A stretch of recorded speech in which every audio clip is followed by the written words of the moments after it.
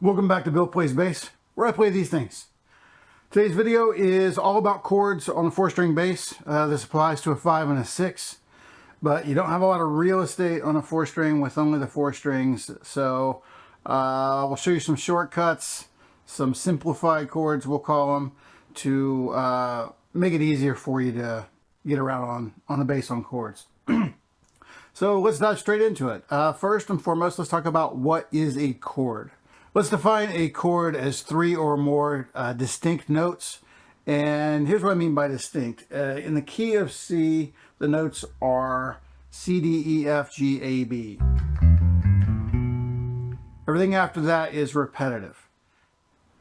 To have a chord, you would have to have something that's some combination of those 7 notes. And at least 3 of them not being, like 2 C's or 3 C's or a C and 2 B's, etc.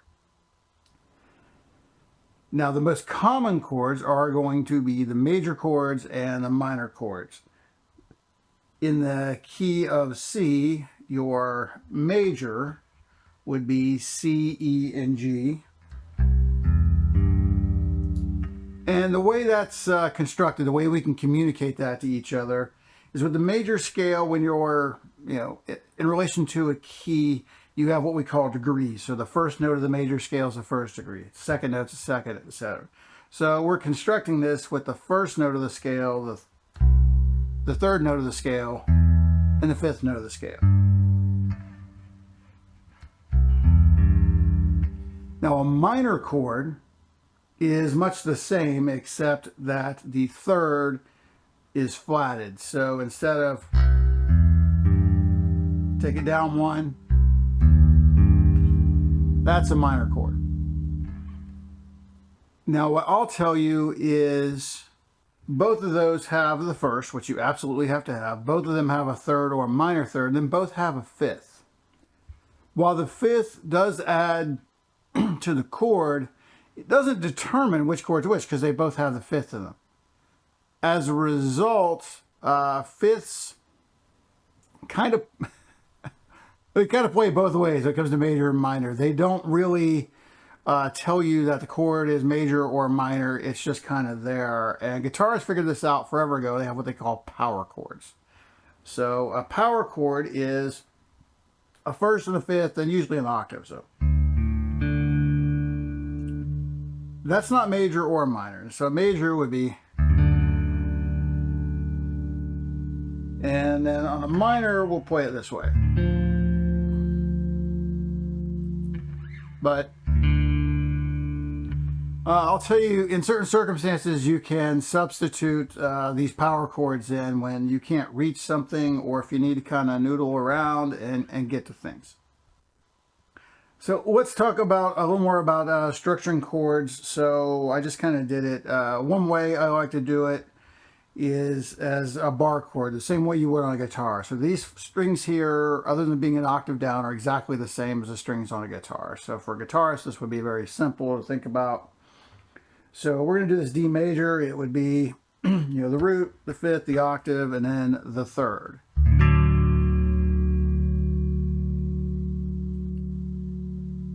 Now, there are plenty of times where you can play that and that's great, but you may need your fingers to be able to move around quickly. You may want to add notes. You can break this down to just 2 notes, the 1st and the 3rd, and you'll get the flavor of the chord. It's not a chord. 2 notes is not a chord. However, you can get your point across, and I will suggest to you that a lot of times on bass, that's what you're going to do. You're going to outline the chord. You're going to suggest the chord. So for a D minor, or excuse me, D major, you could do just that. Since we're at the octave, that works. But here's something I like to do a lot. So we've got just the 1st and the 3rd, but it's an octave up. That will convey a D major. Now, if we go down to minor, so you could play just these couple of notes. You could play with the another octave down. You could add the 5th, or you can just play just these 2 notes.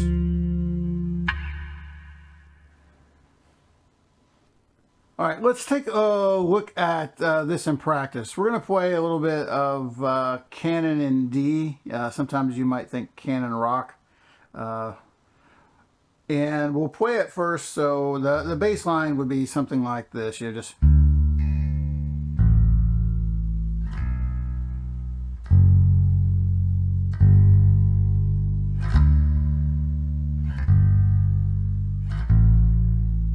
If we played power chords, something like this.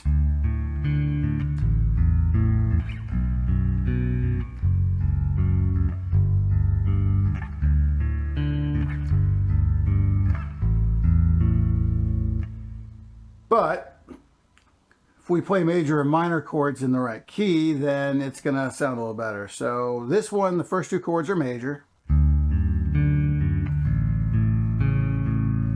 The next two are minor. And the rest are major.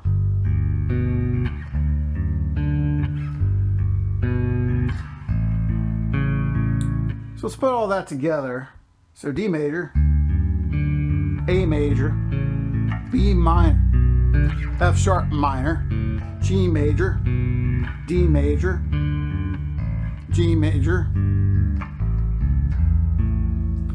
and then A major. I can't talk and do this at the same time, doesn't work, so that really should be. So let's talk about major and minor chords and when to play each. So if you understand what key you're in and someone's not doing anything funky with arrangements, then you can probably figure it out. So let's talk about the key of A major. I'm going to show you something here that will help you kind of work through things. It's also a good finger exercise. But if we take the major scale, the A major scale,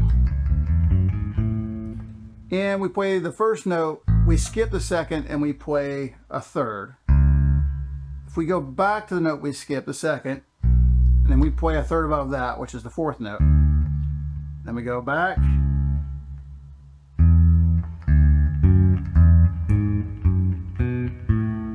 So it's ascending thirds. What you'll find if we go down here is it's the same as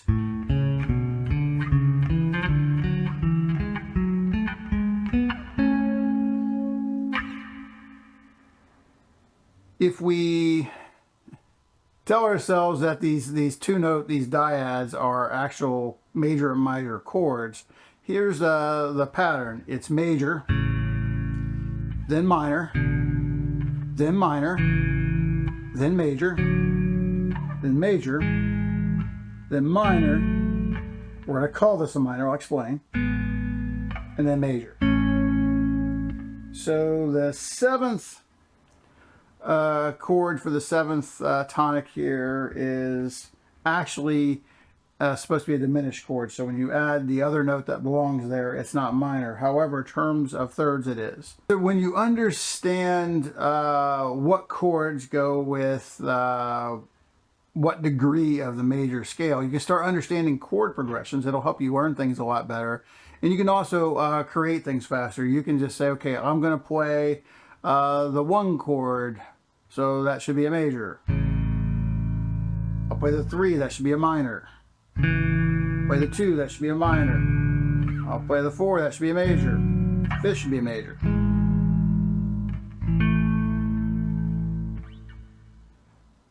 Now, note that I am playing, what we are calling an A major, a B minor, a C sharp minor, a D major. Again, there's no 5th. These aren't really those chords, but they approximate those. But I'm playing those with the same note underneath, the open A string. So the way to think about this is this would be an A. This would be a B minor over A. C sharp minor over A, D over A, E over A, etc. But realistically, when you get comfortable with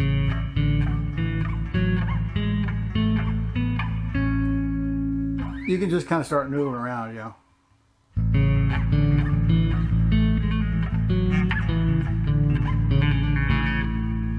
watch enough of my videos, you will hear that kind of thing all over the place.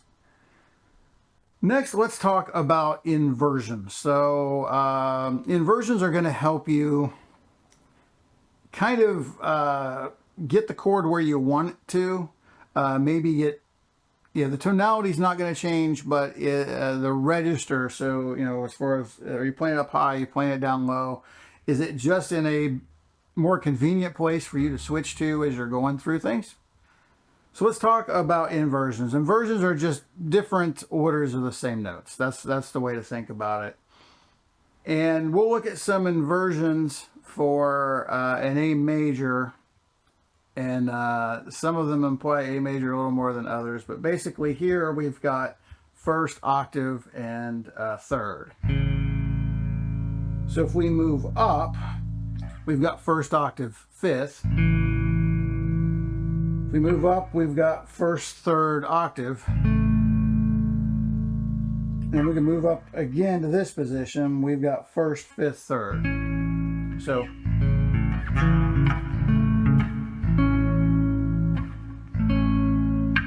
all of those sound like an A. They're just different, inversions, different order of the notes. In some cases, we're adding a fifth. Some cases we aren't. But that way, when you're in a different part of the neck, you've got something to go for. All right, let's take a look at a 4-chord progression. And we'll change up the notes a little bit just to get the flavor we're looking for, maybe get rid of some monotony. So if we take this A major, and this, I'm not totally sure what this is. So we've got C sharp, A. Yeah, it's kind of like, it's almost like an A over C sharp, really. So let's go to D major. This one, first, third octave, and then E major. So let's play that again.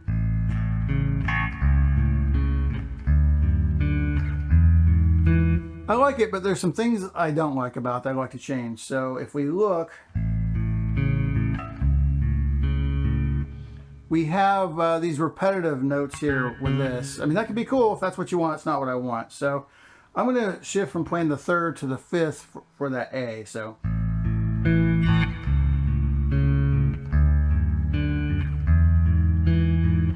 I like the way that sounds until I'm repeating exactly the same chord structure for the D and the E. So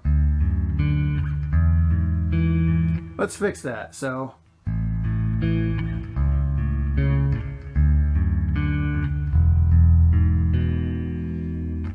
what I did is just go down to sort of the classical piano chord. So straight up first, third, fifth.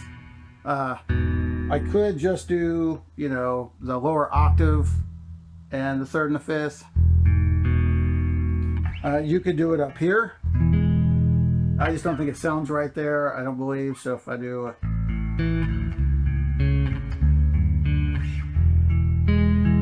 it's just too high up the register. Let's try to wrap this up. Let's explain the intro tune.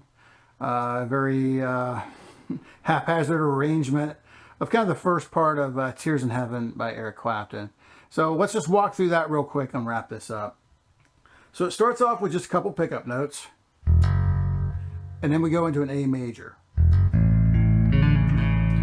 And we're just kind of noodling around, but that's an A major. So goes to an E major, and then right back to an A major. Then what should be a D major, I'm playing a power chord here. And then we're up here, we have E major. This here is like a minor with a minor seventh. And then this is just it's F sharp. And we go to G sharp, I'm only playing the outline of a G sharp minor. So, and then it repeats.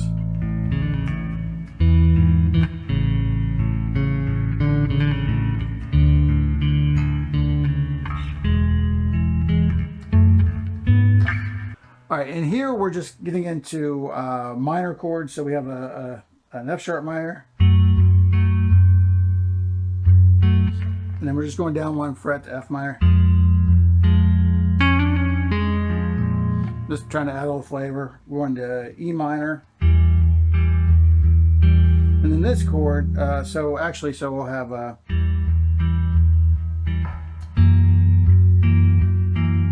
if you look at that, we've got an F sharp major, and we are adding a flatted 7th. So then we got some pickup notes.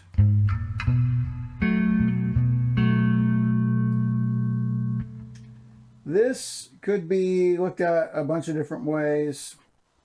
I could sort of see this as just a minor 7th chord. If you look at this as the root, we've just got 1st, 5th, flatted 7th. So we've got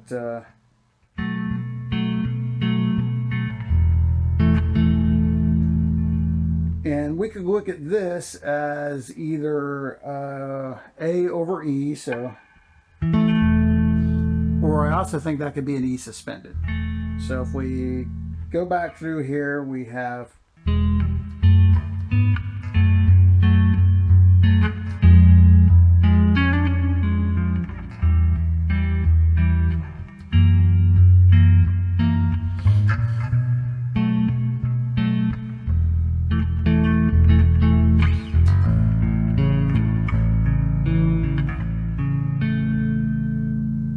so we end it with these inversions that are just building up and up, and a lot of songs will end that way musically.